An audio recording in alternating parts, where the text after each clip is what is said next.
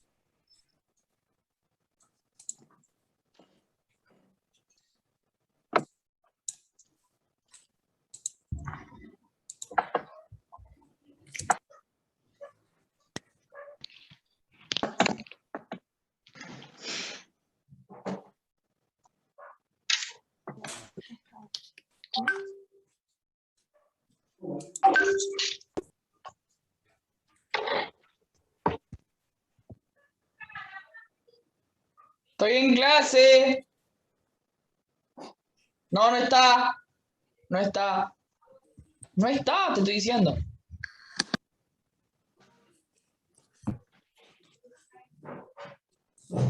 Todavía porque no empezamos. ¿Cómo va a poner? ¿Lo qué? Una imagen.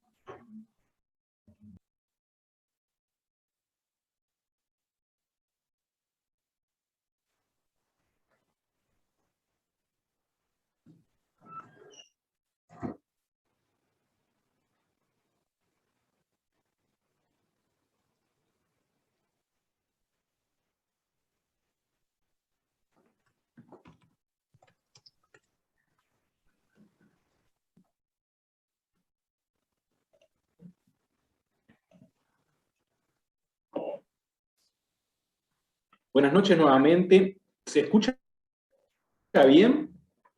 Está bien. Sí, Buenas sí, noches. profe. Sí. Bueno, muchas gracias. Bueno, un gusto estar con ustedes y comenzar el taller práctico de Derecho Procesal de este año. Como les había dicho, empezamos 9:05, aguardamos un poco a que se conectaran otros compañeros, otros alumnos. La idea es siempre empezar en hora, siempre vamos a empezar puntuales, así entonces respetamos el tiempo de ustedes, respetamos el tiempo nuestro. Eso de la puntualidad, que en general por nuestra idiosincrasia, los uruguayos no somos demasiado puntuales. Sería bueno que ya Se entrecorta.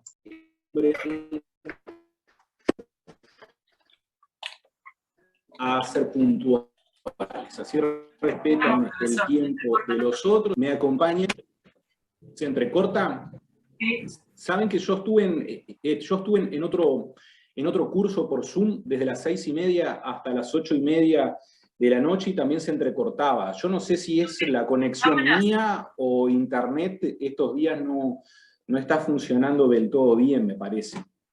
Las cámaras, sí, acá mirando el chat, te dicen algunos compañeros las cámaras. Yo les había puesto... Lo que pasa es que a veces las cámaras dificultan un poco también la conexión. Claro. Yo les había puesto ayer en la página de EVA una exhortación a que, como forma de que nosotros podamos hacer una suerte de control de asistencia,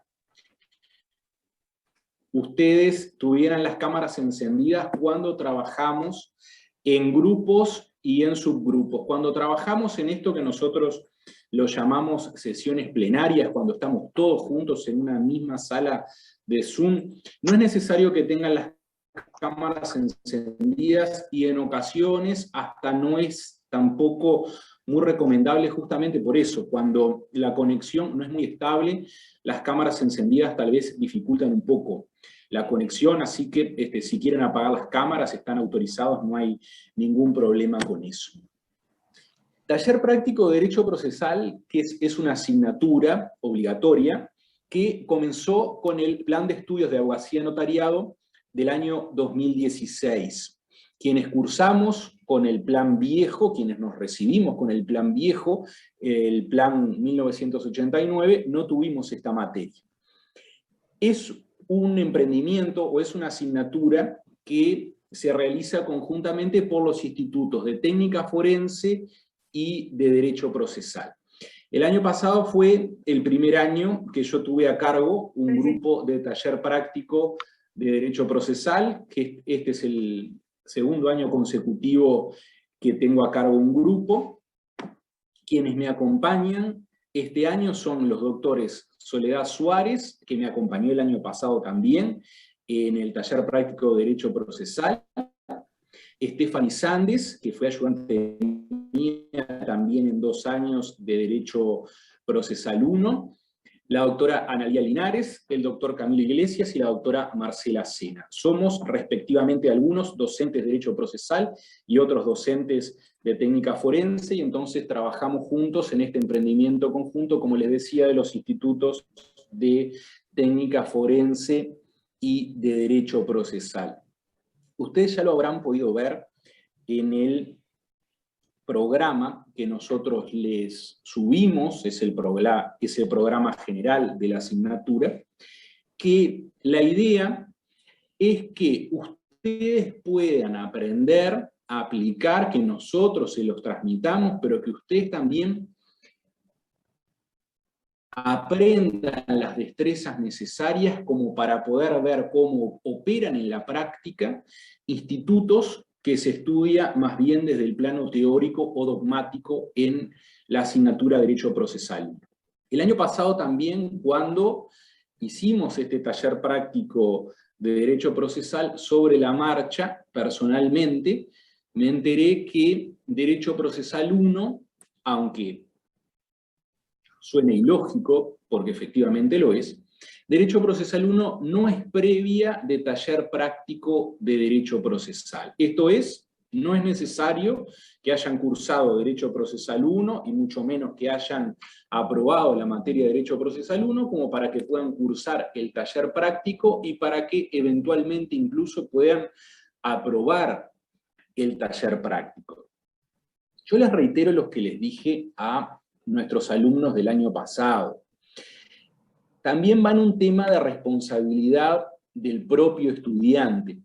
es como, haciendo un paralelismo, si estuviésemos en la Facultad de Medicina, se inscribieran y cursaran una materia práctica en la cual tuvieran que diseccionar cadáveres. Si no estudiaron y si no aprobaron anatomía teórica, mal van a poder encontrar los órganos, las venas, las arterias o los sistemas que desde el punto de vista práctico se estudia en esa disciplina. Entonces, nosotros les podemos dar, de hecho lo vamos a hacer en estas sesiones o estas clases plenarias, algunos grandes rasgos, algunas nociones de repaso o nociones elementales de los institutos que nosotros estudiemos puntualmente con los expedientes y con las cartillas. Ahora después voy a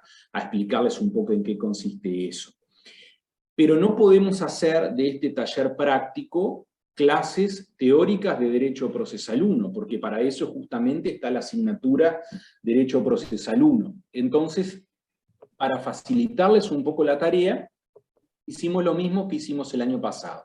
Pusimos una sección que lleva por título Materiales de consulta o de apoyo.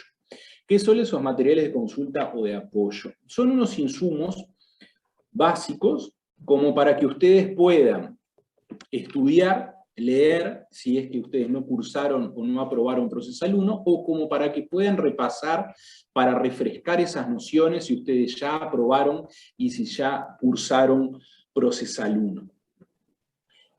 Y no es para desestimularlos lo que les voy a decir. Lejos de mí es que está esa idea, esa intención. Pero si ustedes no tienen esos conocimientos teóricos de derecho procesal, pueden descorazonarse un poco al enfrentarse a los expedientes y no entender, por ejemplo, si nosotros le preguntamos, ¿alguna de las partes está compuesta por un litisconsorcio? Si ustedes no estudiaron Procesal 1, si no leyeron, no hay manera de que ustedes sepan por intuición o por sentido común qué es un litisconsorcio. Entonces, por eso, el consejo es ese. Si no cursaron procesal, si no aprobaron procesal y de todas formas quieren hacer el taller, bueno, mínimamente lean esos materiales que nosotros le dimos como guías, como para que puedan tener unas nociones básicas.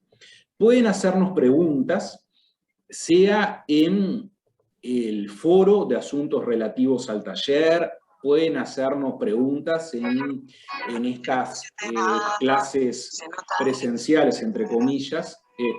Muchachos, no se olviden silenciar sus micrófonos, por favor, ¿sí? Guadalupe Álvarez tiene el micrófono activado y se está escuchando. Por favor, siléncienlo porque si no nos distraemos todos. Gracias. Les decía, pueden hacernos las preguntas en los foros, esto es por vía escrita en la plataforma, o nos pueden hacer las preguntas sobre las dudas que se les generen en estas sesiones plenarias, o después en los trabajos en grupos y en subgrupos con sus tutores. Pero la idea es que ustedes tengan esas nociones como para que efectivamente puedan aprovechar el curso.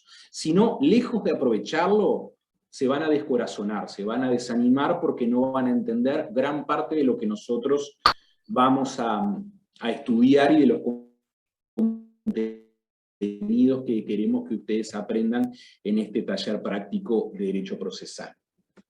Son muy pocas clases las que tenemos. Tenemos clase hasta el 4 de noviembre, hasta el jueves 4 de noviembre, tenemos martes y jueves de 21 a 22:30. Ya se los digo ahora, después lo voy a escribir en la plataforma, pero hubo consenso en una de las reuniones de coordinación que hicimos entre los institutos de Derecho Procesal y de Técnica Forense, en poner la prueba o el trabajo final, que es de realización individual y obligatoria, después de la finalización de este cronograma del cursado del taller. Esto es, vamos a poner la última actividad, que les repito,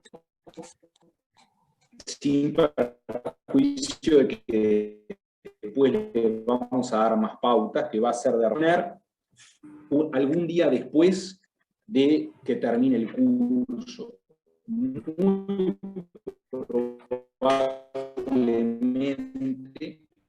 probablemente, el 9 de noviembre, ¿sí? Muy probablemente el martes 9 de noviembre. Buenas noches, disculpe, cuando usted... ¿Cómo vamos a trabajar? ¿Se entrecortan? No se entiende, se corta. Bueno, sí. Sí, estamos con problemas de conexión. Sí, Gustavo, y además no creo que sean las cámaras, si me permiten discrepar con ese criterio general, porque yo estaba mirando y tenemos una pantalla de cámaras, de 7. Puede ser la cámara del profe, capaz que si el profe apaga su cámara, se escucha mejor. ¿A mí me escucharon, chicos? Sí, a usted sí, pero a mí me parece que el profesor tiene mala conexión. Capaz que es un problema que el doctor Nicastro tiene castigado el internet con tantas clases una tras de la otra. Es una venganza de internet por tanto derecho. Pero digo que no son las cámaras porque tenemos esta pantalla que estamos viendo solamente con cámaras. Todos los demás, las otras 6, están con cámaras apagadas. Bien, entonces yo voy a probar con desactivar la cámara mía, a ver si en una de esas se escucha mejor. Si se sigue entrecortando me avisan y yo repito, ¿sí? Sí, capaz que le da un toque místico también y hace que nos acordemos de todo después. Perfecto, como que viene perfecto. de vaya a saber de dónde. Bueno, muy bien. Bueno, entonces voy a repetir la última parte que les había dicho, que es que en una de las reuniones de coordinación, reuniones conjuntas entre los institutos de técnica forense y derecho procesal, se acordó que por la poca cantidad de clases que tenemos, y para optimizar justamente los encuentros que tenemos todos, que tenemos juntos, que tenemos para trabajar en la modalidad de taller, vamos a poner la prueba o la actividad final, que va a ser de realización individual y obligatoria, la vamos a poner un día después de que termine el curso. Algún día después de que termine el curso, muy probablemente pongamos esa actividad el martes 9 de noviembre, ¿sí? Muy probablemente el martes 9 de noviembre. Va a ser una actividad que se va a hacer a través de la plataforma EVA, y como les decía, es individual. ¿Por qué es individual? A ver, la modalidad de trabajo en taller supone que trabajen en equipo. No van a hacer presentaciones de trabajos individuales. Pero ¿por qué se considera necesaria que se haga una actividad individual? Bueno, porque con la cantidad de estudiantes que tenemos, fíjense que en lista tenemos 233 estudiantes en la lista que nosotros subimos a la plataforma EVA, a los que se suman 2 estudiantes más que de Bedelía me escribieron diciéndome que están inscriptas pero que no figuraban en esa lista. Entonces tenemos 235 alumnos inscriptos y somos 5 o 6 profesores, somos 6 profesores, entonces nos los tenemos que dividir todos esos estudiantes en 5 grupos. Y yo a su vez voy a supervisar un poquito cada clase, cada uno de los grupos y cada uno de los subgrupos. Entonces, con una dinámica de trabajo grupal, con tantos estudiantes, se nos dificulta mucho a los profesores la tarea de ver individualmente el trabajo de cada uno. Esto es cómo trabaja personal e individualmente cada uno, cuáles son los aportes propios personales en la dinámica del equipo. Entonces, esa prueba de carácter individual sirve también como para acompasar o para nivelar el rendimiento que hayan tenido en el equipo y con el rendimiento que tengan en la prueba individual.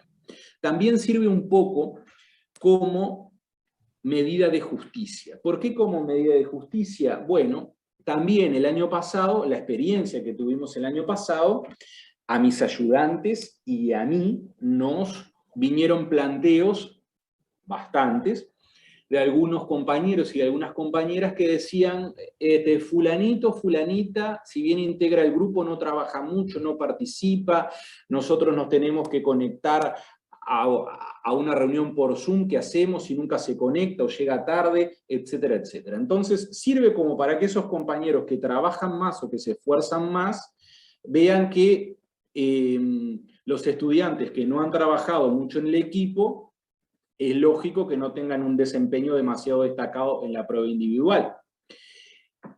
Y a la inversa también se da. Quienes han trabajado mucho en la clase, en el trabajo en equipo, se da que tengan un desempeño destacado en la prueba individual. Entonces, nos sirve tanto a los profesores como a ustedes como estudiantes esa prueba de realización individual y obligatoria.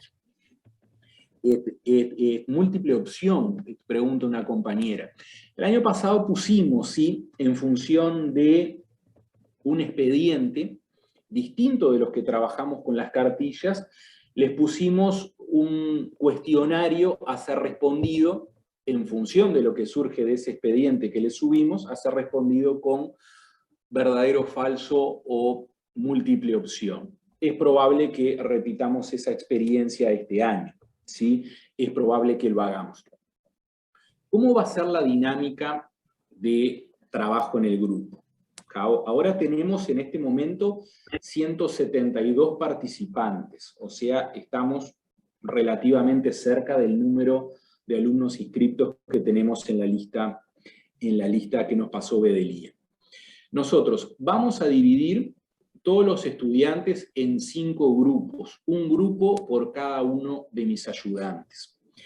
Y a su vez, esos grupos, esos 5 grupos, a cargo de cada uno de los profesores ayudantes, que vamos a llamar tutores, se va a dividir en subgrupos, y esos subgrupos van a ser los que presentarán los trabajos de las cartillas. ¿Sí? ¿Cuál va a ser mi rol? Mi rol en la dinámica del trabajo en taller va a ser repartirme un poquito en cada uno de los grupos y en cada uno de los subgrupos, sea para ver cómo están trabajando, sea para evacuar alguna duda puntual que tengan en ese momento en que yo ingrese, sin perjuicio de que todas las dudas que tengan y todo ese acompañamiento más directo lo va a hacer cada uno de mis profesores ayudantes. ¿Sí? En esa dinámica de grupo, ustedes con sus compañeros de equipo, de esos subgrupos, van a dialogar, van a conversar, van a intercambiar ideas para responder las consignas, las preguntas de cada una de las cartillas. Vamos a trabajar 3 expedientes con todas las cartillas que nosotros les planteemos, que son, también les aclaro, todas las cartillas. En todos los grupos de taller práctico de Derecho Procesal se trabajan las mismas cartillas. Nosotros en este grupo no trabajamos unas cartillas distintas de las que trabajan los otros profesores, los otros grupos de taller práctico de Derecho Procesal. ¿Sí? Todo eso está unificado. Y entonces ustedes tienen que hacer esas presentaciones, esas entregas, por escrito dentro del plazo que nosotros les planteemos. ¿Sí? No van a poder naturalmente entregarlo en la propia clase en que se hable del expediente. Por ejemplo, la próxima clase que vamos a continuar trabajando con un expediente que vamos a empezar a trabajar ahora, no van a poder, porque materialmente no les va a dar el tiempo de intercambiar esas ideas y opiniones e ir escribiendo, uno de ustedes que vaya escribiendo y que concomitantemente al desarrollo de la clase los envíen la cartilla contestada, la cartilla respondida, pero nosotros les vamos a marcar un plazo razonable. La idea es que se vayan entregando las cartillas a medida que se avance el desarrollo del taller, ¿sí? De modo que cuando estemos haciendo la última cartilla, no estén entregando recién la primera cartilla, ¿sí? Porque si no tenemos un desfasaje importante y ustedes se van a hacer una confusión de conocimientos muy importante también. ¿Sí? Ya tienen subido el expediente en la plataforma EVA que vamos a trabajar en esta primera clase y que vamos a trabajar también en la segunda clase, que nuestra idea es que para la próxima clase del jueves ya tengamos formados los grupos y a su vez los subgrupos de trabajo. Eso nosotros lo vamos a colgar en la plataforma de EVA, de manera que entonces ustedes ingresan a nuestro curso en EVA y entonces ahí van a saber en qué grupo, esto es, a cargo de qué profesor asistente van a estar ustedes y a su vez cuáles son los compañeros que van a integrar su subgrupo concreto, su subgrupo puntual de trabajo. Después la forma en que ustedes se contacten entre sí, más allá de que van a tener que trabajar en los subgrupos por Zoom y nosotros los vamos a acompañar y los vamos a estar evaluando, después ustedes, si así lo prefieren y si les parece cómodo, oportuno o pertinente, van a poder, si quieren, formar, por ejemplo, grupos de WhatsApp entre ustedes como para coordinarse, intercambiar ideas y de cara a entregar los trabajos. Pregunta Brian de la Valle, ¿no podemos elegirlos? No. No eligen los compañeros con los que van a trabajar. Eso lo vamos a hacer nosotros. ¿Sí? Eso lo vamos a hacer nosotros. ¿Cuántos integrantes vamos a hacer? Bueno, vamos a hacer las divisiones de todos los estudiantes en 5 grupos y a su vez esos 5 grupos los vamos a dividir en números equitativos de integrantes. Los números están relacionados con la cantidad, perdón Gustavo, los números están relacionados con la cantidad de roles. Nosotros jugamos lo que se llaman play rules, que son los juegos de roles, en donde una vez le toca a un subgrupo ser actor, luego demandado y luego juez, porque de hecho sigue el orden alfabético, por lo cual siempre tenemos que tener esta triada. Entonces, las opciones, dependiendo cuántos alumnos queden efectivamente activos en este grupo, porque se anotaron un montón, pero en realidad hay que ver cuántos realmente quedan, nos va a determinar a nosotros si hacemos para cada tutor 3 subgrupos o 6 subgrupos. Yo ya estuve haciendo cuentas, no sé si se nota. Entonces, claro, va a depender también de la cantidad de estudiantes que nosotros, en la interna, en charla del equipo docente, decidamos. Por ejemplo, si hacemos subgrupos de 5, lo que nos pasó el año pasado es que después algunos desertaban y el grupo de 5 queda muy fácilmente de 3 y de 2 y no pueden trabajar bien. Ahora también si nos preguntan si un grupo de 10 es ideal, tal vez no, porque son muchos para hablar, para debatir. Entonces queda como, según los números que estoy manejando acá, queda como un poco que tenemos que afinarlo, obviamente. Cada miembro del equipo docente le planteará al doctor Micastro los pros y los contras, y él siempre nos escucha y nos da oportunidad de opinión, pero en definitiva va a decidir él qué alternativa es la mejor. Es un concepto que en definitiva construimos entre todos, pero digo, la decisión la toma el docente encargado y va a decir, bueno, nos jugamos por 5, por ejemplo, con los números actuales, nos jugamos por subgrupos integrados de A5 o subgrupos integrados de A10. Entonces, tenemos cada tutor con 3 subgrupos, que sería un rol cada uno, o con dobles. ¿Me explico? 2 de actores, 2 de... ¿Entendió? Sí, perfecto, Soledad. Se entendió bárbaro. Muchas gracias por la explicación, se entendió perfecto. Beatriz Leles da Silva levantó la mano. Beatriz, adelante, te escuchamos. Buenas noches. No, lo que consulta Federico, que un poco tiene razón, como dice usted, somos 231 en la lista que usted subió con esas 2 compañeras, 233, y la participación de acá de clase, estamos en este momento 173 menos los profesores, acá por lo menos 2 veo, con lo cual pongámosles, dijeron que eran 6 profesores, póngale 167. De esos 167 a 233 que hay en la clase, los que no asisten, ¿van a ser asignados a los grupos y esos subgrupos, es lo que estaba preguntando, que no vienen a clase, que no participan en clase. O por lo menos que...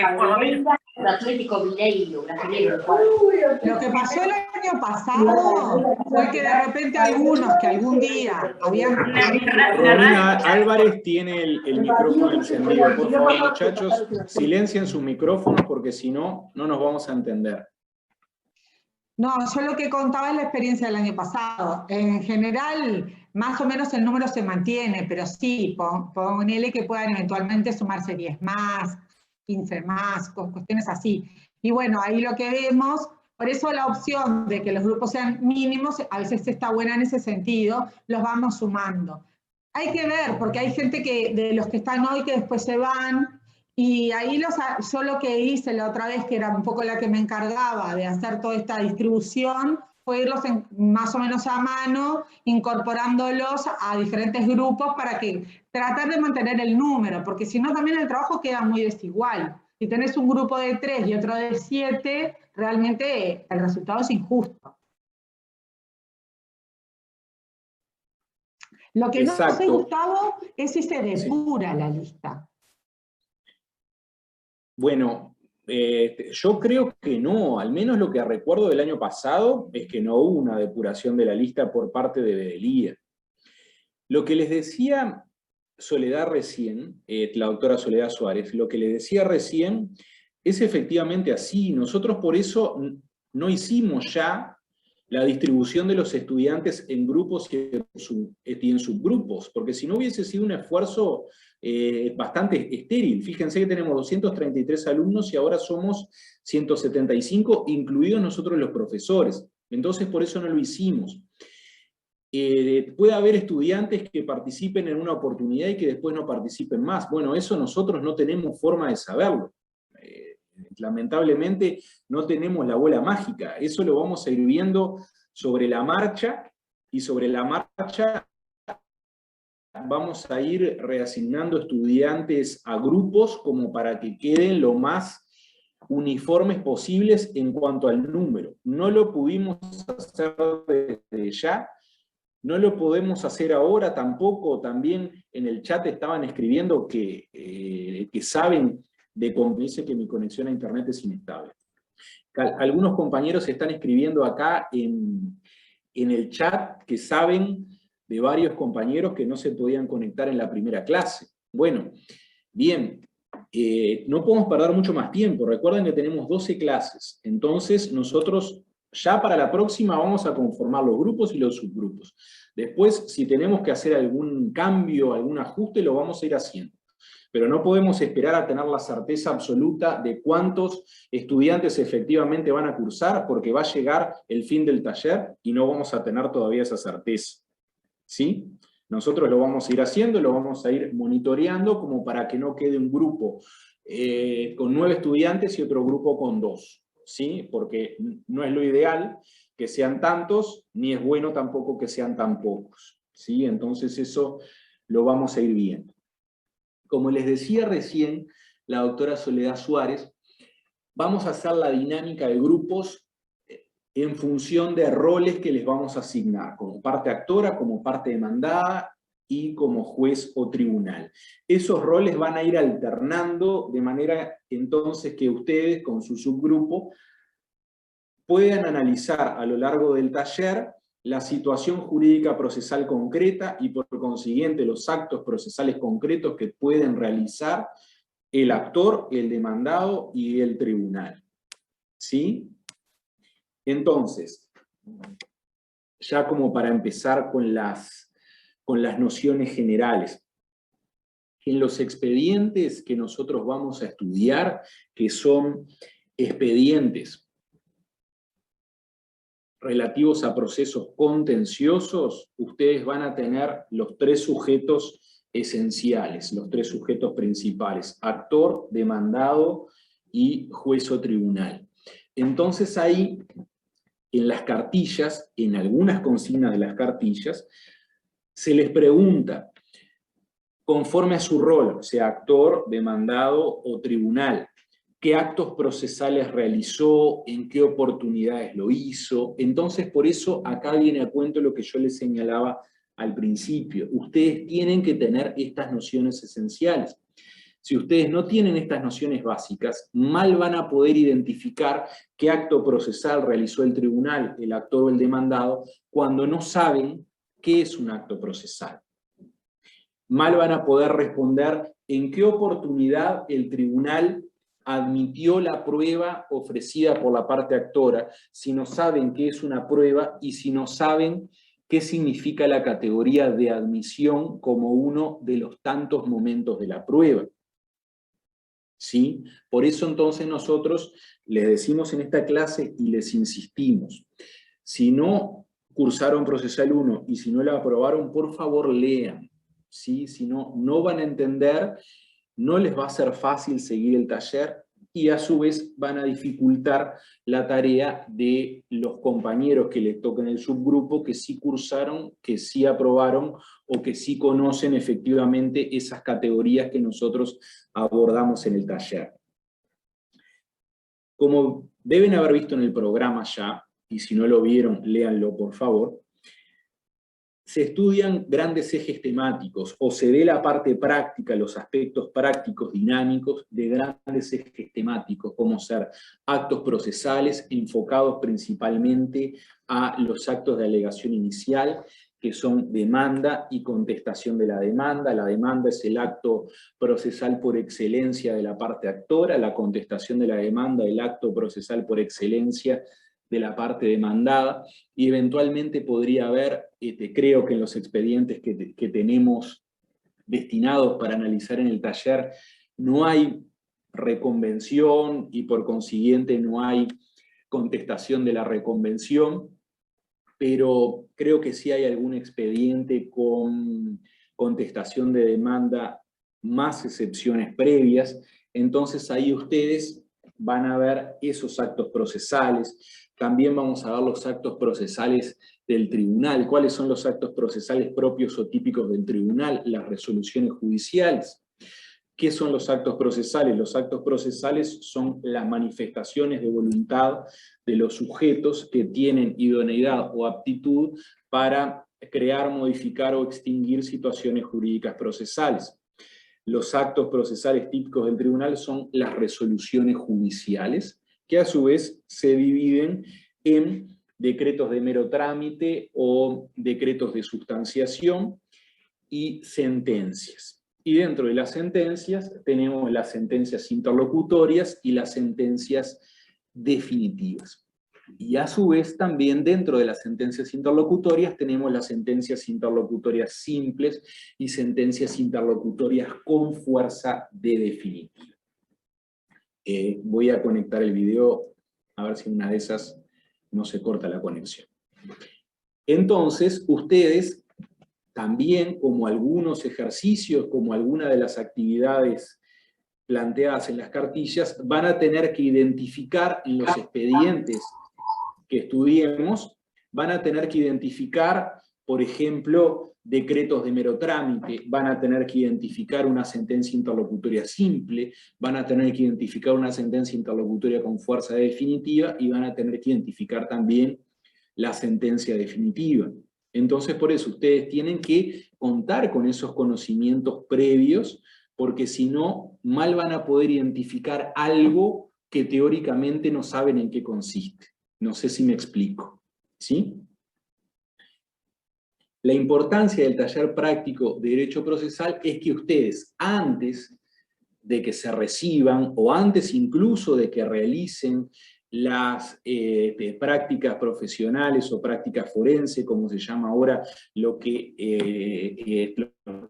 estudiamos en el plano 89 se conocía como técnica forense, antes de que hagan consultorio jurídico, con un expediente judicial. Entonces ahí ustedes van a poder identificar en la práctica, que es, mi conexión es inestable, dice de vuelta, así que voy a detener el video. Ustedes van a poder entonces, ya como estudiantes, poder identificar en la práctica, en un expediente concreto, en un expediente de verdad, que es con lo que van a trabajar todos los días después que se reciban, van a poder identificar lo que es la demanda, la contestación de la demanda, van a poder identificar excepciones previas, van a poder ver en qué consiste una audiencia preliminar, van a poder ver las técnicas o las formas, diversas formas en que puede interrogarse un testigo, cómo se pueden impugnar, esto es, cómo se pueden recurrir las resoluciones judiciales que les causen agravio, van a poder ver cómo se estructura una sentencia definitiva, qué es lo que tiene que tener, por ejemplo, una sentencia definitiva para adecuarse al modelo que prevé la ley, porque ustedes entonces, si saben todo eso, van a poder recurrir esas resoluciones judiciales que les resulten adversas. Van a poder ver también cómo se presentan los documentos en el expediente, como para que puedan ser incorporados jurídicamente, para que se puedan agregar jurídicamente. Van a ver en la práctica las oportunidades en que las partes ofrecen las pruebas, las oportunidades en las que el tribunal se manifiesta sobre esa prueba. Van a ver el derecho procesal vivo, van a ver el derecho procesal en movimiento, desde un plano dinámico, desde un punto de vista dinámico, ¿sí? Les va a servir, además, para que ustedes puedan interiorizar todo eso que estudiaron en Derecho Procesal 1. Y ahí entonces van a ver que todo les va a ir cerrando, se van a ir formando una idea acabada de lo que es el proceso. ¿Sí? Taller práctico de Derecho Procesal que implica esos conocimientos de derecho procesal, esos conocimientos teóricos, pero también los conocimientos de herramientas como profesionales. A ver, como profesionales, ustedes ¿qué es lo que quieren? Que su cliente gane, ¿sí? Si son los patrocinantes del actor, van a querer que el tribunal condene los términos que ustedes solicitaron en la demanda. Si son los patrocinantes del demandado, van a querer que el tribunal desestime la demanda. Entonces ustedes van a tener que dominar esos conocimientos teóricos, tener esas destrezas prácticas como para que puedan efectivamente triunfar en el proceso, ¿sí? Siempre les digo a mis alumnos de Derecho Procesal, sin perjuicio de que naturalmente pueda haber otras opiniones, ¿sí? Ustedes tienen que dominar, que no es objeto del estudio de taller práctico de Derecho Procesal, pero tienen que dominar los principios generales del proceso, las normas concretas, puntuales, cambian. Los principios generales del proceso tienden a tener una duración mayor, una duración superior. Puede cambiar una norma, pero los principios generales del proceso tienden a perpetuarse. Entonces, si ustedes dominan esos principios generales del proceso, van a tener herramientas fuertes, herramientas contundentes, como para, siendo profesionales, poder interpretar y aplicar esos cambios normativos. Van a tener que dominar la técnica de presentación y de formulación de los actos de alegación inicial. Sin una buena demanda, es muy difícil que la parte actora gane, por más que el demandado se defienda mal. Sin una buena contestación de la demanda, también las probabilidades de que tengan éxito son muy reducidas. Pero principalmente van a tener que saber probar. Hay un viejo aforismo, capaz que ya lo escucharon, y si no, ya es bueno que se vayan haciendo la idea de eso, que dice que para triunfar en un proceso tienen que tener razón, tienen que probarla y se la tienen que dar. Nada más y nada menos. Esas tres cosas. Tienen que tener razón, tienen que poder probarla y el tribunal se las tiene que dar. ¿Sí? Grábenselo a fuego. Está, como quien dice, en la tapa del libro, grabado a fuego con letras rojas. de regla, todo hecho que ustedes invoquen en el proceso, sea como actor, sea como demandado, van a tener que probarlo. Ustedes tienen la carga de probarlo. Hay algunos hechos que están exentos de prueba, que no tienen que ser probados, pero como regla, todo hecho que ustedes invoquen, todo hecho que ustedes aleguen como fundamento de la posición que adopten, van a tener que probarlo. De nada les sirve escribir hojas y hojas y hojas sobre hechos si ustedes no ofrecen la prueba idónea como para acreditar esos hechos, para probar esos hechos. ¿Cuál es la finalidad de la prueba, la finalidad última de la prueba? Convencer al juez, convencer al tribunal de la veracidad de los hechos que ustedes están invocando. Ustedes invocan hechos en los cuales basan su pretensión, si son actores, o en los cuales ustedes basan su defensa, si son los demandados. Entonces, grábenselo a fuego, recuérdenlo y aplíquenlo, tanto en el taller práctico como en su vida profesional después.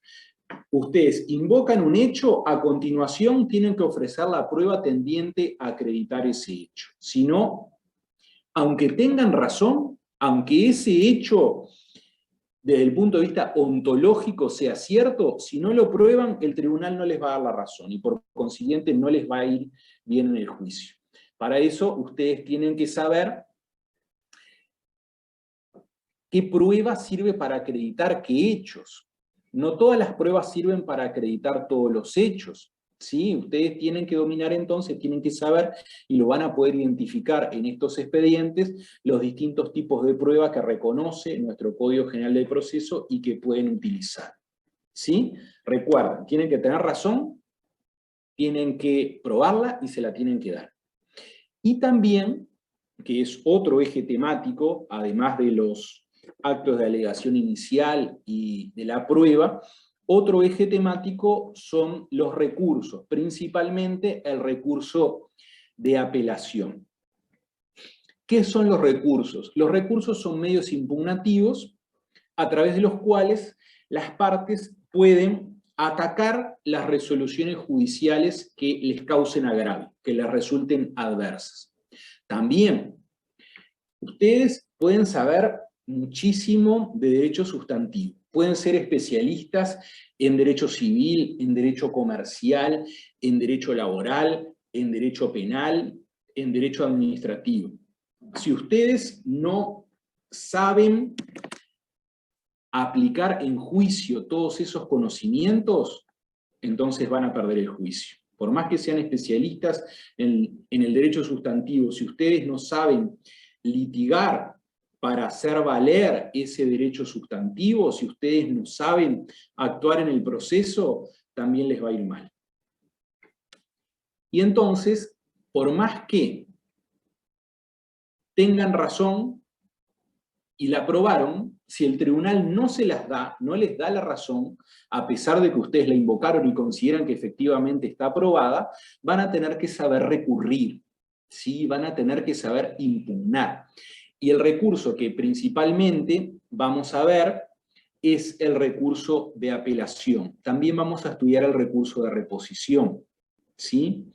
El recurso de reposición, y les pido disculpas a los estudiantes que ya cursaron Procesal 1, que lo saben, pero como un pantallazo simplemente, para los compañeros que no hayan estudiado Procesal 1 o que no la hayan aprobado, el recurso de reposición procede contra los decretos de mero trámite y contra las sentencias interlocutorias, a fin de que el tribunal, el propio juez que dictó esa resolución que le causa agravio a la parte, advertido de su error, la pueda revocar. Esto es un recurso que se interpone y que se dirige y que lo resuelve el mismo juez, el mismo tribunal que dictó esa resolución de que se trata.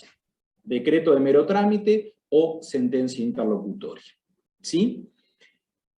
Y el recurso de apelación procede contra las sentencias interlocutorias y contra las sentencias definitivas.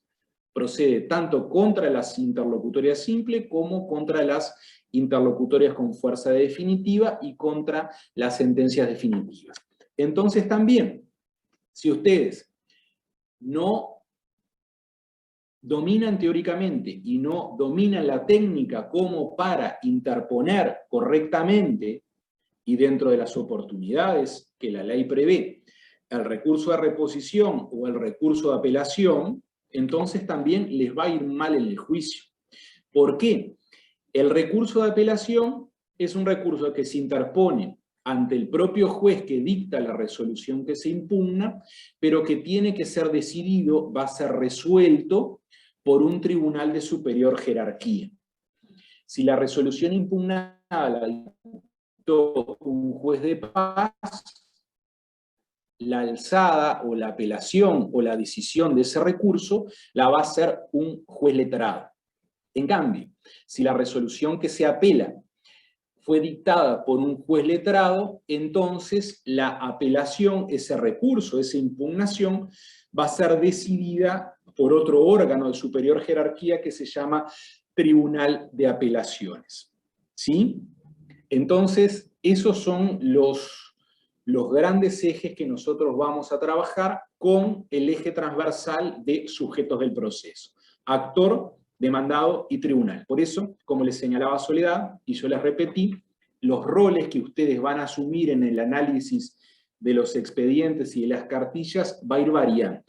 De forma que cuando terminemos el curso, ustedes hayan podido trabajar dentro como actor en el rol de demandado y asumiendo el papel de tribunal. Entonces ahí ustedes van a poder ver los actos procesales que realiza el actor, el demandado y el tribunal, van a analizar la prueba también dependiendo del rol que les vaya tocando, y también van a analizar las resoluciones judiciales desde el plano también que les toque actuar, si la tienen que impugnar, si tienen que evacuar el traslado del recurso que interponga su contraparte, o si eventualmente tienen que decidir ese recurso, si les toca asumir el rol de tribunal, y estamos hablando de la interposición de un recurso de apelación.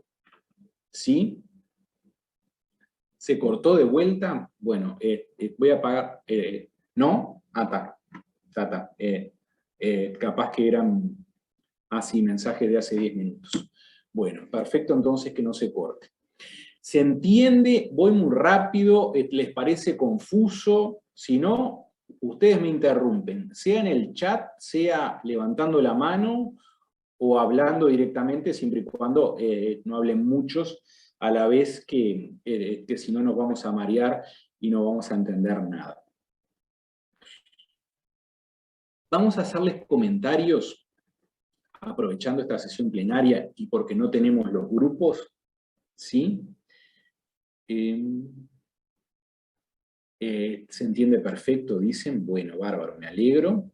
Si no, me dicen y yo explico las veces que sea necesario. Van a haber contiendas para rato, dice un compañero. Bueno, no entendí bien. Pero bueno, lo lindo de esto es que ustedes también van a aprender a trabajar en equipo, van a trabajar en grupo. Si ustedes... puede haber algunos que ya tengan decidido cuando se reciban ser jueces, puede haber algunos que ya tengan decidido que no van a ser jueces. Los que tengan decidido ser jueces, bueno, en principio en las primeras etapas, en las primeras y avanzadas también etapas de la carrera, no van a trabajar en equipo porque van a integrar tribunales unipersonales. Después, cuando sean ministros de Tribunal de Apelaciones, ahí sí van a trabajar en equipo con otros 2 jueces, pero si van a ser abogados litigantes, van a tener que trabajar necesariamente en equipo, salvo que decidan trabajar ustedes solos, con las complejidades que eso pueda tener, pero van a tener que trabajar en equipo, van a tener que dialogar, que conversar, que analizar desde un plano estratégico cómo presentar una demanda, cómo contestar una demanda, van a tener que prepararse para asistir a la audiencia preliminar, para asistir a las audiencias complementarias, que es donde se interroga a los testigos. Entonces,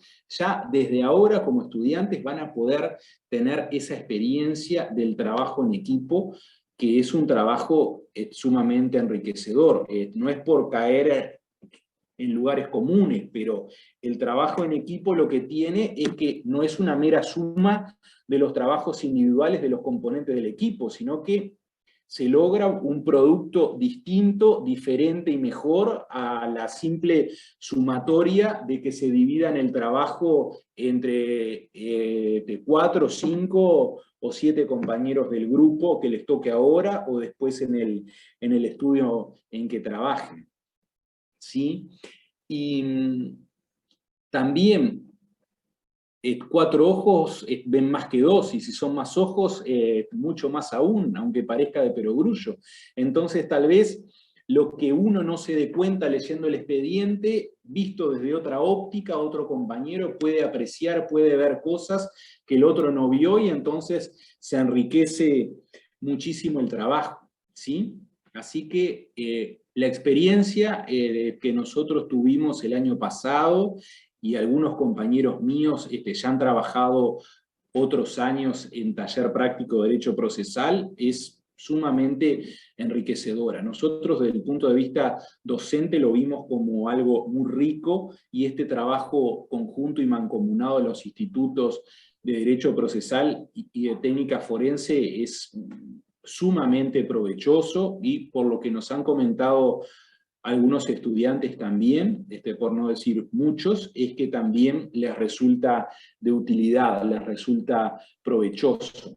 Así que, bueno, bienvenidos sea todas las intervenciones, todas las participaciones de ustedes, que son estrictamente necesarias en los trabajos en subgrupos, y bienvenidas sean las participaciones y las intervenciones de ustedes también en estas clases o sesiones plenarias. ¿Sí? Yo quería agregar algo que creo que me corresponde en mi rol de docente de forense o hoy práctica profesional, es que ha sido un error de larga data, reiterado en forma contumaz, que por el justificativo del apremio temporal parece que solo preparamos actores. Entonces, recordarás, Gustavo, cuando habrás hecho forense, haces demandas todo el tiempo, demandas. Si tenés suerte y el profesor está inspirado, haces un escrito de oposición de excepciones o una contestación allá cada tanto. Y es un error muy grave, porque los roles que nos pueden tocar son diversos, no siempre son actores de casos aparte que cierran perfecto, como los que se plantean en los ejercicios. Las realidades son otras, entonces me parece que merece esa autocrítica desde el instituto al que pertenezco, que no le podemos echar la culpa, como a veces echamos responsabilidades a procesal, esto lo tendrían que tener más preparado el procesal, eso es todo culpa de nosotros. Y hay que asumirlo, y a veces hacemos el esfuerzo realmente de incorporar el ejercicio de otro rol, pero realmente es muy difícil. En práctica 1 se hace un juego de roles también a fin de año, generalmente se hace un juicio simulado, pero que me parece que, bueno, se queda en el debe. Y también ahora, en el contexto pandémico, el hecho de que no puedan ver audiencias, por lo menos a la cantidad que desearíamos, también es una limitante para que vean este eje transversal de los diversos roles.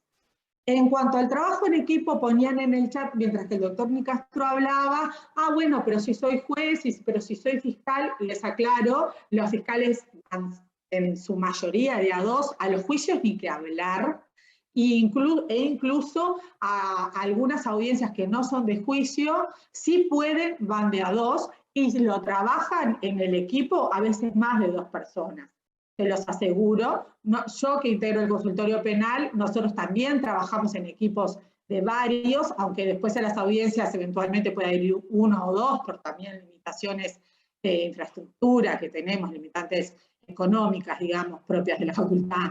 Pero en realidad la litigación adversarial, contradictoria, que lleva adelante una teoría del caso, supone el trabajo estratégico que requiere más de una cabeza pensando. Me daba gracia porque Gustavo hablaba de todos los elementos de la teoría del caso, que los de penal se creen que son los dueños de la teoría del caso, muy para civil, porque es tal cual. tiene todas sus patas, y tanto en penal como en civil, en materia civil, en sentido amplio lo digo, se entremezclan, están hablando de los hechos, meten aspectos jurídicos, no terminan de probar, no se sabe qué prueba es realmente acreditante de qué hecho. El manejo de estos conceptos que son propios de la litigación son fundamentales, y le podemos llamar teoría del caso, litigar, práctica profesional, lo que quieran llamarle. Ahora, si no tienen una buena preparación teórica previa, no lo van a hacer de debida manera. Les digo porque trabajo con eso todos los días en el consultorio, y tristemente no lo veo solo en los estudiantes, sino en colegas. Y acá voy a una cosa que señalaba Gustavo, hay como de mitos en la facultad, como que las materias teóricas y las prácticas están enemistadas. Tal vez haya tenido algún resabio de verdad. Nosotros tuvimos una experiencia muy distinta, en donde, por lo menos a lo que a mí me toca, me nutrí muchísimo, pero además yo soy una fanática de procesal, no sé qué tanto sé, según alguna mirada de algún grado más elevado, pero fanática, y creo que el estudio constante de procesal es lo que me hace, bueno, humildemente, por lo menos una litigante digna, ¿no? No voy a decir que soy buena o excelente, pero por lo menos seria y trabajadora y responsable. Si nosotros no unimos lo teórico con lo práctico, fallamos. Y cuando fallamos, le estamos fallando al cliente en el ejercicio de sus derechos, sea en el rol que esté, o siendo juez todavía mayor la responsabilidad. Entonces, la unión de la práctica y lo teórico es insoluble. Lo que no podemos caer es que cuando estamos haciendo una cuestión práctica, bueno, hacer un desarrollo teórico de 2 años y de 50 páginas. No, lo tenemos que tener tan internalizado, tan sabido, que lo podemos usar en una destreza, que no está haciendo alarde de ese conocimiento teórico, pero seguramente gracias al mismo es que se logra utilizar correctamente. Y les digo que esto se ve en los juicios penales, panzadas de animaladas, ¿te haces? De ver el mal manejo, sí, el mal manejo procesal, porque imagínense que gente, con todo el respeto que les tengo y cariño, muchos de ellos, que trabajó años en el ámbito solo de la Inquisición, qué dedicación tenía al estudio procesal. Esa preparación que tienen quienes ejercíamos ya en el ámbito, en materia civil, obviamente es un plus que nos hizo, bueno, seguir especializándonos en otros aspectos. ¿Qué quiero decir con esto? Que es esta una oportunidad de oro que generaciones anteriores no tuvieron, de tener profesores que son como las dos caras de una misma moneda, que el ser de un área no significa desconocer la otra, y que estamos realmente en este equipo docente unidos 100% en darles lo mejor para que eso, en forma interdisciplinaria, si se quiere, si se las ve en forma distinta a las materias, resulte en beneficio de ustedes. Nada más. Perfecto, Soledad, en un todo de acuerdo con lo que dijiste. Y eso capaz que es, como tú decías, de algún resabio de las disciplinas teóricas con la práctica forense. Pero a ver, acá por nosotros los profesores nos damos clase claramente por el dinero, por los salarios, no vivimos de la docencia, naturalmente no vivimos de la docencia. Entonces, a ver, trabajamos, sea como abogados, como fiscales, como jueces, trabajamos efectivamente en eso, entonces tenemos la práctica. Los profesores de práctica forense mal pueden enseñar como enseñan la práctica si no conocen la teoría. Y los que enseñamos las materias teóricas, trabajamos a su vez diariamente aplicando esos conocimientos. Entonces, la teoría y la práctica están imbuidos, están tan estrechamente relacionados que claramente no se pueden disociar, solamente se puede disociar un poco a los efectos pedagógicos, pero está estrechamente relacionado. Pamela Casas pregunta en el chat, en el taller habitualmente, sacando la pandemia, ¿se suele ir a audiencias presenciales? Bueno, mi experiencia con el taller práctico de Derecho Procesal, yo la tuve el año pasado, plena pandemia, o sea, también cursamos el taller con esta modalidad, con la modalidad virtual, y no se fue a audiencias. Una de las cartillas refiere a contestar preguntas relativas a una audiencia. Creo que era una audiencia preliminar, y nosotros les ponemos el link para que vean la grabación en video de esa audiencia preliminar, ¿sí? Por la iniciativa del Instituto de Técnica Forense, de su director, el doctor Daniel Bruno Mentasti,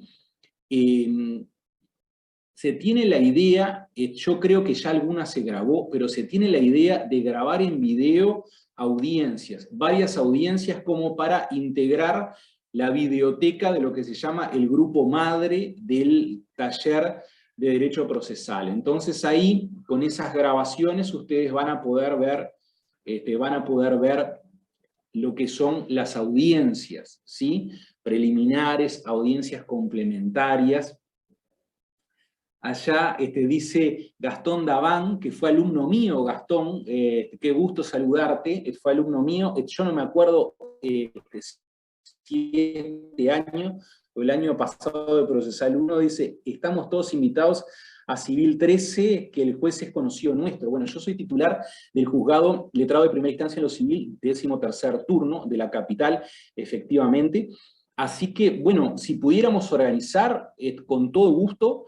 El tema está en todos los estudiantes que son, a ver, si muy pocos manifestaran interés, con todo gusto los podría recibir en la sala de audiencia, sino ver tal vez aunque la audiencia sea presencial íntegramente, se pueda grabar, o que ustedes puedan participar por Zoom, como para poder tener esa experiencia. Eso sería muy bueno.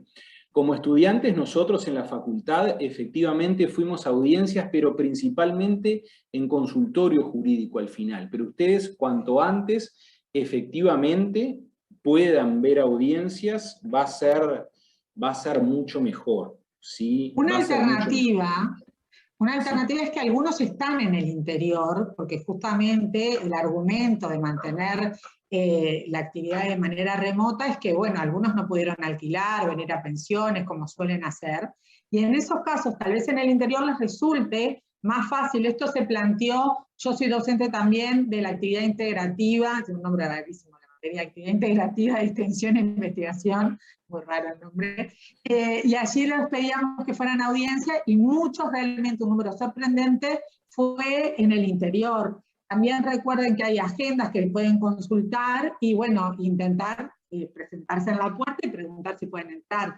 Si lo van haciendo desde ahora, planteando que van desde el taller, de repente pueden ir, porque no va a ser un aluvión para cuando lleguemos a la cartilla de audiencia.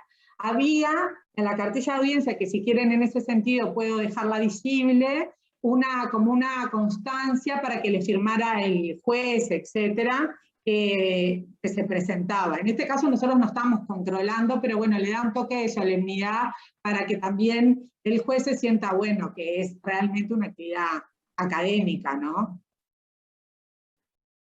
El trabajo se hace, la dinámica se hace con la que esté grabada, porque también así todos seguimos medio la misma dinámica y el mismo análisis, pero indudablemente para visualizar estas cosas, aparte, como esa cartilla es como más flexible, muchas veces aprovechan para contar experiencias de lo que vieron, porque cada audiencia es un desafío, cada juzgado es un mundo, y siempre viene con cuentos raros, de cosas extrañas, y eso muestra que hay que ir muy preparado a las audiencias. Es muy buena práctica, insisto, esto que ocurre en penal, que por lo menos para el juicio tratamos siempre de ir de a 2, porque no te da para estar en todo al mismo tiempo, no te da el cerebro.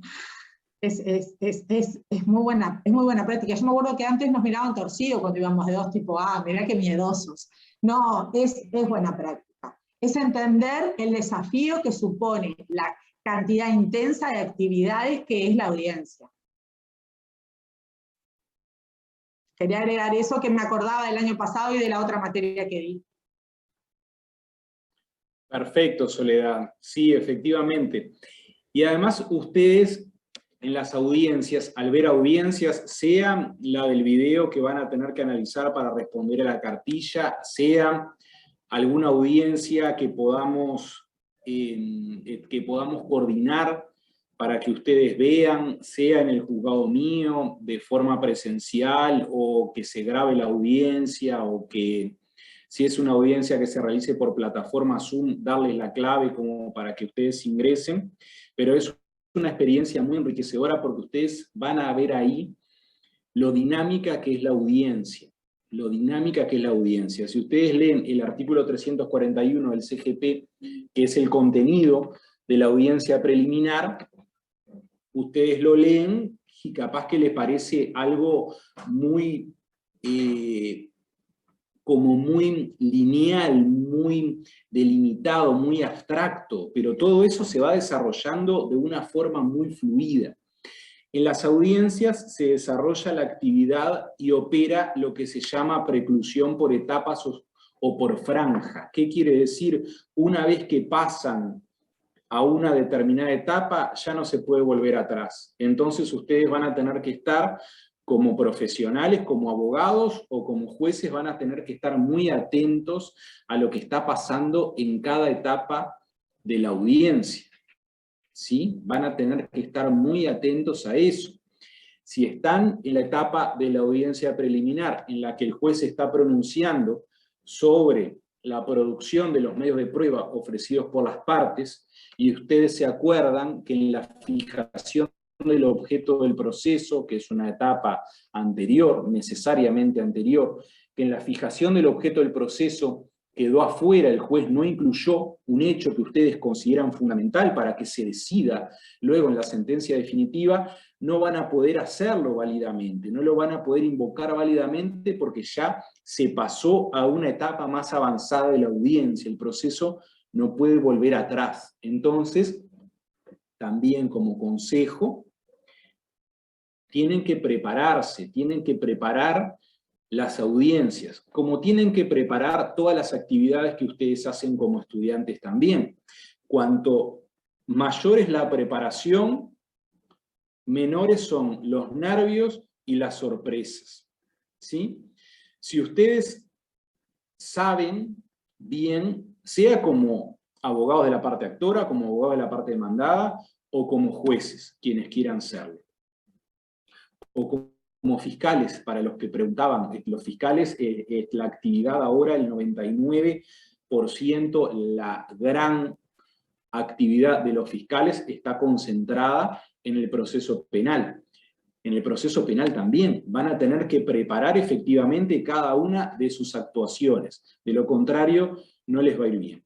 Entonces, en el proceso civil en sentido amplio, para la audiencia preliminar, ustedes, a ver, si son parte actora, van a tener que dominar al dedillo, que es lo que dijeron en la demanda, pero también van a tener que saber muy bien y dominar muy bien lo que dijo la parte demandada, como para poder que se fije adecuadamente el objeto del proceso. Van a tener que saber qué es la prueba, cuál es la prueba que ofreció la contraparte y la que ofrecieron ustedes, para que el juez no omita pronunciarse sobre alguno de esos medios de prueba. Entonces, cuanto más preparados ustedes vayan, menos nervios van a pasar, porque no van a tener sorpresas. Ustedes van a tener que siempre estar un paso adelante. Ustedes van a tener que anticiparse a lo que puede pasar, ¿sí? Ustedes, como parte, actora o demandada, van a tener que llevar en la mente una idea del objeto del proceso, del objeto de la prueba, de cuáles son los medios de prueba que ustedes pidieron y sobre los cuales el juez tiene que pronunciarse para que se produzcan, para que se diligencien efectivamente. Porque si no, si algo falta, si algo el juez omite o la contraparte trata de invocar algo que no está efectivamente ya planteado en el proceso, si ustedes no dominan el expediente, mal van a poder tener una actuación correcta, una actuación adecuada en esa audiencia. Lo mismo para las audiencias complementarias, para interrogar a los testigos. el código prevé que quien primero interroga a los testigos es el tribunal.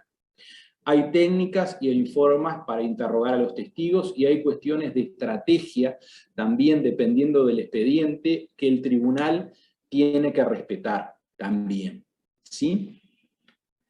Después, de más adelante, yo voy a profundizar un poquito sobre eso. Y después el código prevé que luego del interrogatorio del tribunal interrogan las partes por su orden. ¿Qué quiere decir esto? La parte que ofrece al testigo es quien lo interroga primero, luego del juez. Si el testigo fue ofrecido por el demandado, el abogado del demandado es quien primero lo interroga, luego de que el juez le hace el interrogatorio al testigo y viceversa. Si el testigo lo ofreció el actor, quien primero lo interroga luego del juez es el abogado del actor. Entonces ustedes mal pueden interrogar a un testigo si no saben sobre qué hechos va a declarar, si no saben qué es lo que como abogados pretenden que vierta el proceso el testigo de su conocimiento por haber vivido los hechos de que se trate, ¿sí? Ya estamos en las 10:16, 22 y 16, así que vamos a hacerles algunas referencias introductorias al primer expediente que vamos a analizar y que van a estudiar de lleno en la próxima clase, que es el expediente de divorcio por causal. El expediente de divorcio por causal es de relativa sencillez. ¿Por qué digo de relativa sencillez? Puede parecernos muy sencillo para nosotros que ya cursamos toda la facultad y que tenemos ya experiencia práctica. Pero tiene algunas peculiaridades, tiene algunas particularidades que lo hacen interesante y que lo hacen distinto a un expediente que tramite por la estructura ordinaria de conocimiento, un proceso contencioso típico, ¿sí? El expediente que es un expediente tramitado ante el Juzgado Letrado de Familia de 17º turno, Juzgado Letrado de la Capital. Tenemos algún micrófono encendido ahí que estaba haciendo interferencia. Es un divorcio que es entablado por el marido contra la mujer, es un divorcio por causal. ¿Qué quiere decir divorcio por causal? El divorcio por causal, en este caso la causal de riñas y disputas, que el nombre técnico y largo es riñas y disputas continuas que hacen insoportable o tornan insoportable la vida en común, tramita por la estructura del proceso ordinario. Ustedes, si ya cursaron, si ya aprobaron Procesal 1, deben saber, y para los compañeros que no lo hayan hecho, que las diversas pretensiones que se pueden ejercitar conforme a las normas de nuestro ordenamiento jurídico tramitan o pueden tramitar por diversas estructuras. ¿Qué son las estructuras? Muy a grandes rasgos, porque si no tendríamos que dar explicaciones más profundas propias del contenido de Procesal 1. Las estructuras son los trámites, esto es cómo se estructuran desde un punto de vista de la arquitectura del Código General del Proceso los distintos trámites. Y así tenemos proceso ordinario, que es un proceso de conocimiento, el que tiende a la formación de un mandato judicial, que es la estructura mayor y la que brinda mayores garantías. Es la estructura que supone una tramitación más prolongada, más dilatada en el tiempo también. Después tenemos dentro del proceso de conocimiento, también tenemos el proceso extraordinario, en sentido estricto, y el proceso extraordinario dotado de estructura monitoria. Y luego tenemos los procesos de ejecución, que tienden a la actuación o la ejecución, valga la redundancia, de un mandato judicial ya dictado, ya establecido. ¿Sí? Las pretensiones de divorcio, esto es de disolución del vínculo matrimonial, en nuestro ordenamiento jurídico pueden tramitar por diversas estructuras, dependiendo de cuál sea la pretensión puntual y la pretensión concreta. ¿Sí? Por ejemplo, el divorcio por la sola voluntad de cualquiera de los cónyuges en un primer momento del desarrollo de nuestro orden jurídico se previó el divorcio por la sola voluntad de la mujer, actualmente está previsto el divorcio por la sola voluntad de cualquiera de los dos cónyuges, tramita por una estructura determinada.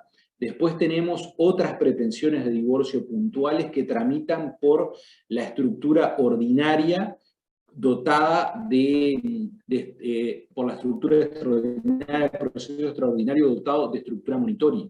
Pero puntualmente, y para no desviarnos demasiado y confundirlos demasiado, este proceso de divorcio por la causal de riñas y disputas tramita por la estructura ordinaria. ¿Sí? Tramita por la estructura ordinaria. Tiene una particularidad, y acá ya les estoy dando una pista, ustedes tomen nota, subrayenlo, ya les estoy dando una pista y una pauta que ustedes pueden utilizar para responder algunos de los ítems o de las preguntas que tenemos en la primera cartilla que ustedes van a tener que responder. Una particularidad que tiene este divorcio por causal, riñas y disputas, es que se presenta la demanda conjuntamente con la contestación de la demanda, ¿sí? No les voy a decir el artículo del Código General de Proceso que habilita esta presentación conjunta de demanda y contestación, porque si no ahí ya les estaría haciendo mucho el trabajo que ustedes van a tener que hacer en equipo para responder a la cartilla 1. Pero hay una norma puntual, una norma concreta del Código General del Proceso que prevé esta facultad de las partes, actora y demandada, de presentar conjuntamente, esto es, en un mismo escrito, en una misma comparecencia, la demanda y la contestación de la demanda. Esto supone una particularidad. ¿Por qué?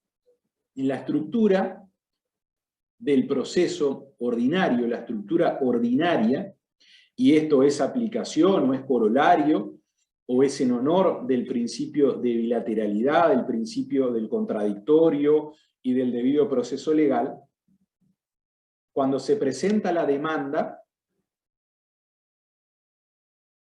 se actualiza o se activa la situación jurídica acción, que es la propia o típica de la parte actora, se presenta la demanda y a su vez se activa la situación jurídica del tribunal, situación jurídica compleja de jurisdicción.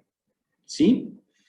Entonces, se presenta la demanda y quien tiene que actuar a continuación es el tribunal. ¿El tribunal qué tiene que hacer para justamente respetar o hacer gala de ese principio de debido proceso, contradictorio o bilateralidad?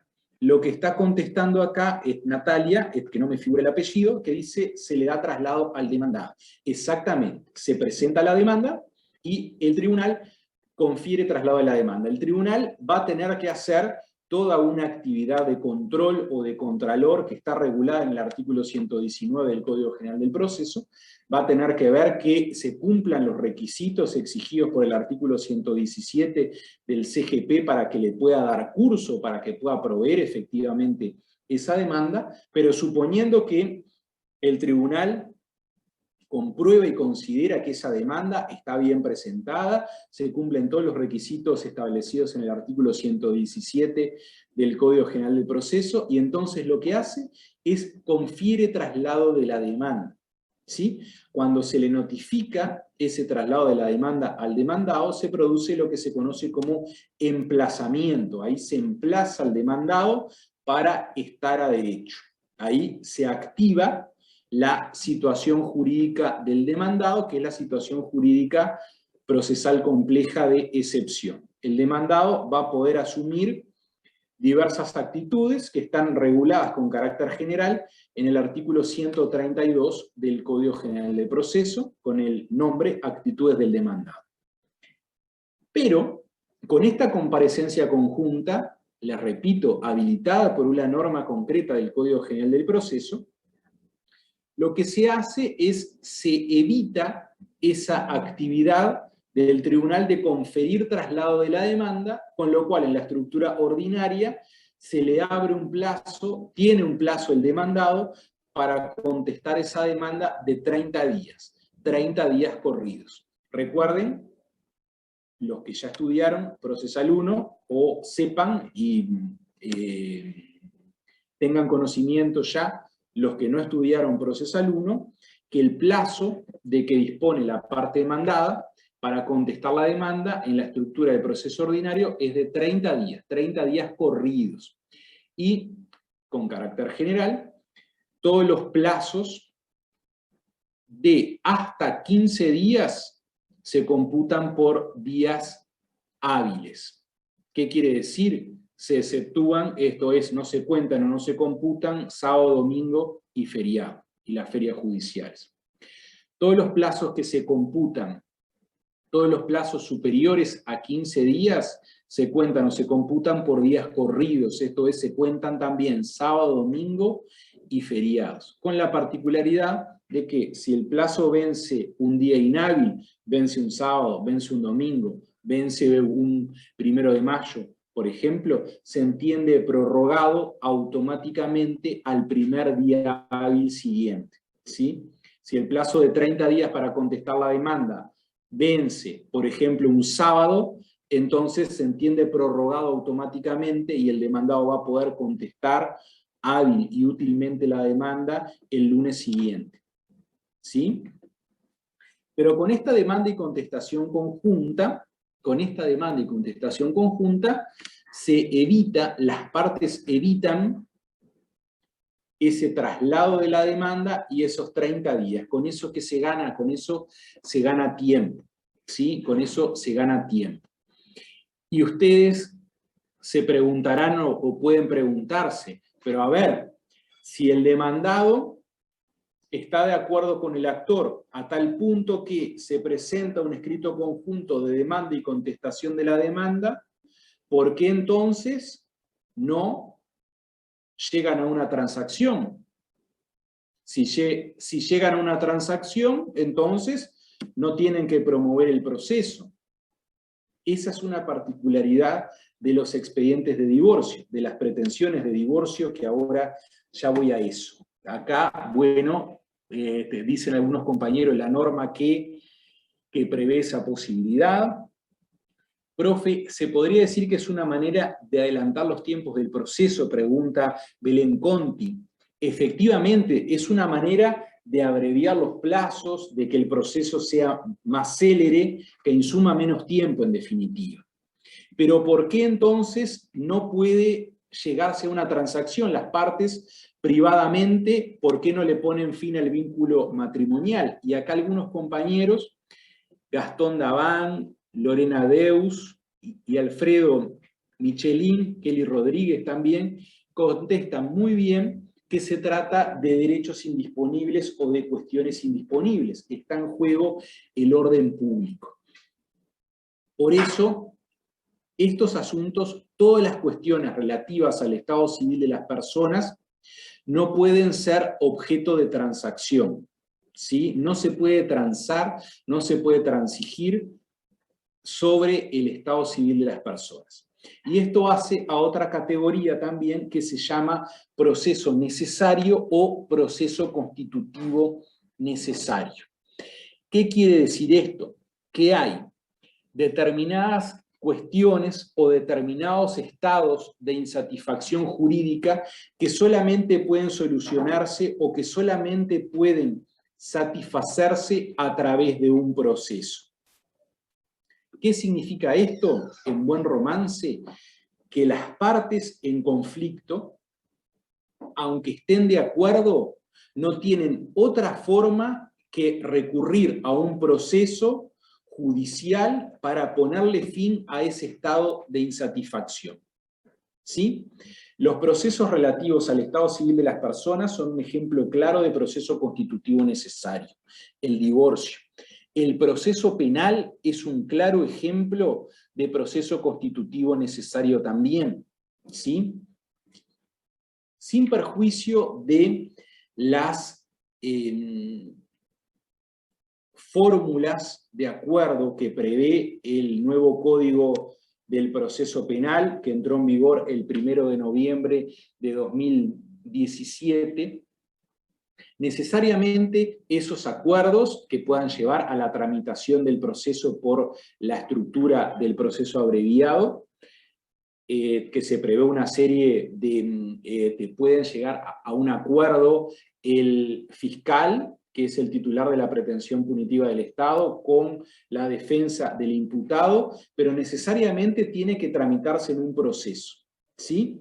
La parte, por ejemplo, la parte que sabe que cometió un delito, imaginen que es estudiante de Derecho, es abogado o es juez, por consiguiente, conoce el derecho penal, sabe el tipo penal concreto en el que encarta su conducta, sabe que concurren ciertas atenuantes o ciertas agravantes, y entonces dicen, bueno, yo considero que por este delito que yo cometí, me corresponde una pena de 4 años y 5 meses de prisión. No puede llegar a un acuerdo particular con el fiscal sin pasar necesariamente por el proceso penal para que se le aplique efectivamente esa pena por haber efectivamente cometido un delito. Sí o sí tiene que realizarse un proceso penal.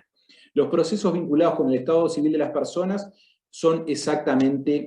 ocurre exactamente lo mismo. ¿Y por qué el ordenamiento jurídico está interesado en que esas insatisfacciones jurídicas se resuelvan a través de un proceso? Justamente por los derechos que están en juego. En el proceso penal está en juego, en nuestro ordenamiento jurídico, nada más y nada menos que la libertad ambulatoria de la persona. En los ordenamientos jurídicos que todavía admiten, que todavía prevén la pena capital, está en juego nada más y nada menos que la vida de la persona.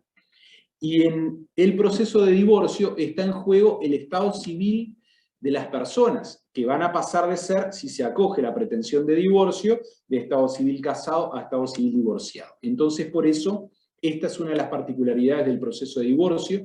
Tiene otra particularidad, que no se admite la confesión, por eso también tiene que diligenciarse la prueba, pero no les digo más, porque si no les estaría contestando bastante de las actividades que tienen que hacer en la cartilla. Dice Victoria Anduesa, la autonomía de las partes para satisfacer o ponerle fin a ese conflicto no es suficiente. Efectivamente, está en juego derechos indisponibles. Muchachos, son las 10:32, les pido disculpas, nos excedimos 2 minutos. Vamos a terminar en hora siempre, así como empezamos en hora, vamos a terminar en hora, como para respetar el tiempo de todos. Seguimos comunicándonos por la plataforma EVA y les vamos a poner ahí los grupos y los subgrupos conforme a los que van a trabajar, ¿sí? Que pasen muy bien, un gusto conocerlos y haber tenido la primera clase. Nos vemos el jueves a las 21 horas. Primero nos Gracias. encontramos en el Zoom de todos, en el Zoom y después pasamos a los grupos. Les digo por las dudas. Efectivamente, vamos a hacer así, efectivamente. Que pasen muy bien, buenas noches. Chao, buenas noches. Buenas noches.